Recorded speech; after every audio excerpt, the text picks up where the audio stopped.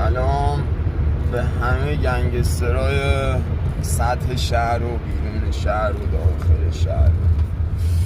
یه سلام هم میکنم به تمام بچه خوبا، بچه با ادبا. من یه موضوعی که خیلی ذهنمو درگیر کرده و گفتم میام بگم این بوده که ما وقتی میریم تو خواب اصلا نمیدونیم چجوری اون کدایی که داخل خواب داریم میبینیم برامون باز میشه و چجوری همون در واقع اون رویایی رو که میبینیم اصلا نمیدونیم چجوری، فقط میبینیم.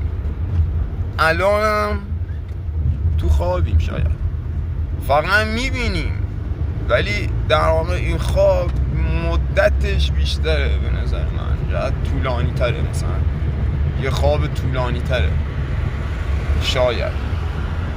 و اصلا در کل من برام خیلی جالب و خیلی شگفت انگیزه اینه که آقا ما خودمون داریم خلق میکنیم، شاید اصلا چه میدونم اون جهانی هم که قراره بریم داخلش خودمون خلق کرده باشیم یا خودمون خلق کنیم. خیلی نکته کلیدیه. و اینکه آقا من طبق تجربیات و این چیزهایی که خوندم اینه که آقا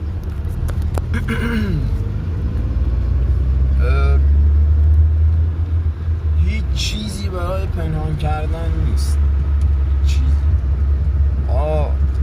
خوب زندگی کنید، انشالله که در مسیر خرد و آگاهی باشیم، هممون با هم مسیر رو پیدا کنیم. خلاصه اگه به درد کسی خورد حرفای ما که خدا رو شکر، نخوردم که بازم خدا رو شکر.